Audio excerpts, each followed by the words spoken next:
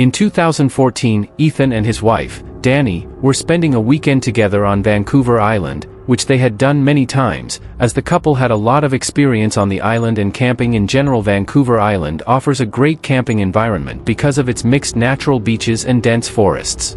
The couple had had many successful camping trips on the island until something truly terrifying happened to them on their last trip to the island. Ethan and Danny could not enjoy any roads or civilization. The solitude they had established was on a beach quite far from the ocean, and they kept the fire going until they left the beach. It was 1 kilometer from the beach and 2 kilometers from the road through the forest.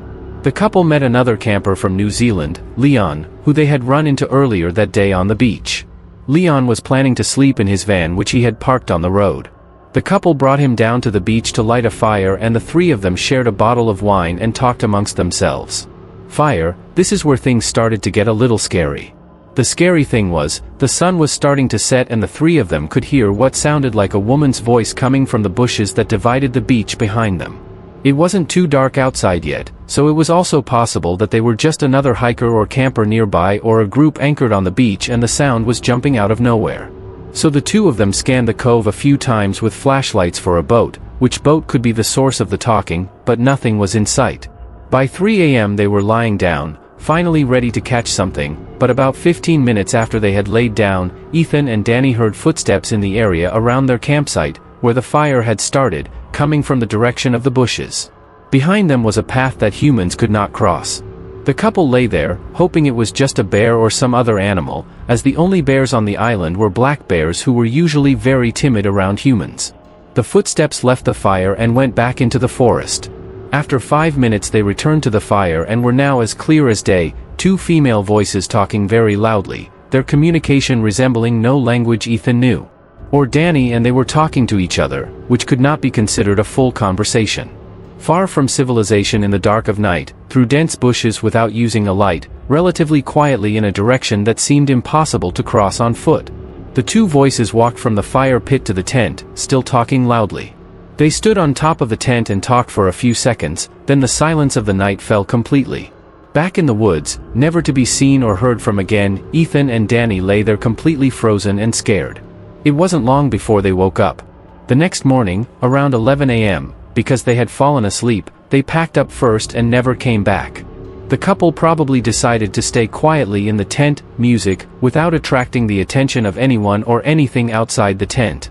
The following photos you are about to see were taken by hikers Kylie Cashwell and John Stone, who both live in Eagle Mountain, is a small town south of Salt Lake City, Utah.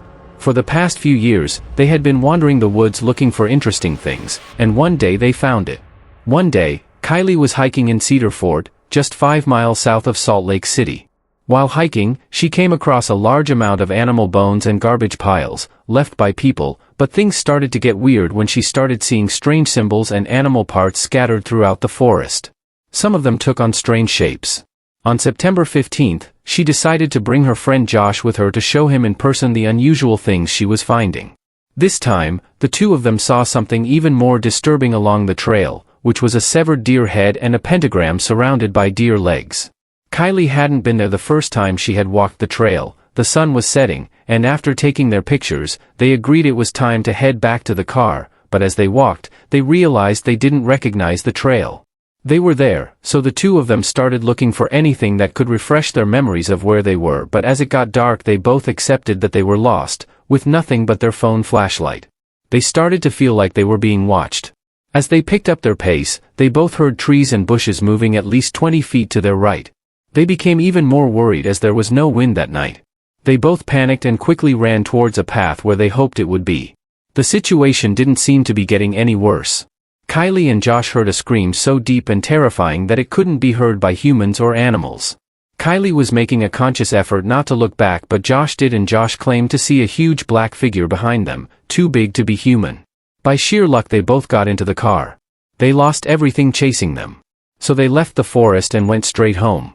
Kylie found documents on the religious rituals practiced in that forest, as well as numerous murders and disappearances that had occurred in the area over the years, such as Ethan and Danny. In the first story, Kylie never returned. 2 friends were hiking deep in the woods of northern Germany in an area of the German Democratic Republic.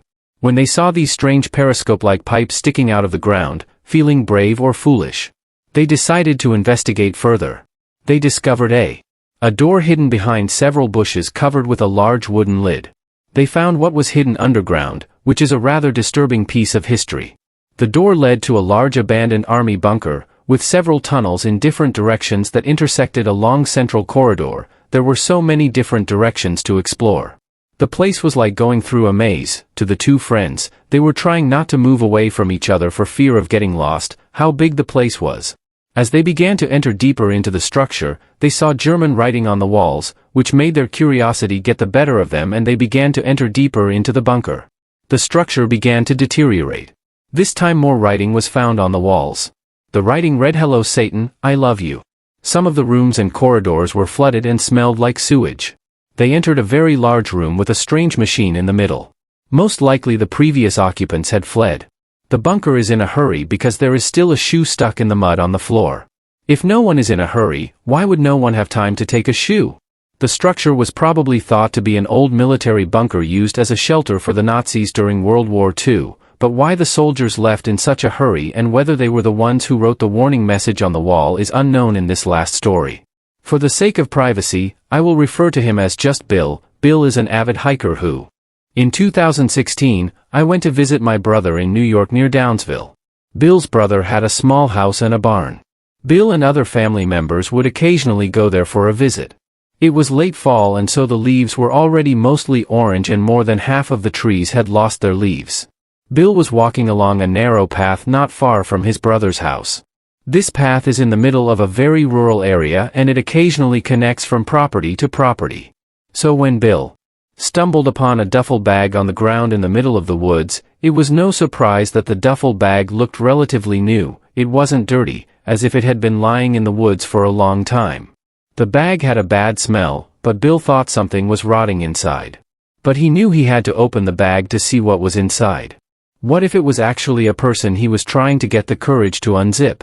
But before that, he heard footsteps from the side of the path and a voice said, "That's mine, please don't touch it." A large man in a dirty jacket and jeans came quickly out of the woods and grabbed the duffel bag from the ground. The two stared at each other for a moment.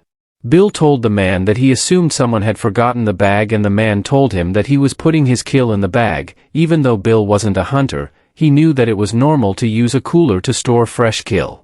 The duffel bag of all things. That wouldn't explain the stench either, because usually corpses start to stink a few days after death, so he apologized and continued walking down the path with a little more speed. Perhaps the man had noticed Bill's nervousness because he heard the duffel bag fall to the floor as he walked, but when he looked back, he couldn't see the man anymore. Bill nervously walked down the path. He took out his phone and tried to call her brother for emergency pickup. He was on the side of the road but there was no reception in the forest. He could only keep moving forward and avoid crossing paths with the man again. But as he moved forward he could hear the rustling of leaves from behind him, and whenever he looked back the car seemed clear, but finally his fear became real that he was being followed. He saw the man following him, hiding behind a tree in the distance. Without thinking, Bill started running as fast as he could. He knew he was being followed. He went as far as he could along that path. Even looking back, because he wasn't far away, he could hear the leaves crunching. Bill arrived at an abandoned-looking house, where there was grass and not much wind to run through. He tried to enter the old house through the back door. Bill first hid under a hedge in the bedroom and he heard the back door open again, then the sound of heavy footsteps moving quickly. They moved from one room to the next and Bill could hear the man breathing heavily. The man's footsteps came into the bedroom for just a second and went to the right. Without looking under either of the hedges, Bill heard the back door of the house open and close again, but he lay under the bed for another half hour. Taking no chances, when he realized that it would soon be dark and he would have to go to a street to call for help, he left the house and ran through the dirt. The path that used to be a driveway that led him to a street. Here he finally gets into a passing car, which brings Bill back to his brother's house. Bill will call the local police department to report his encounter, because given the severity of the incident, the police will come to the house and collect a detailed description of the man's face, the location of the incident, and other information. Although it is not technically confirmed what was in that duffel bag, the rotten smell was already enough. But the fact that the man chased Bill so intently suggests that he was hiding something he did not want any witnesses to dump the body.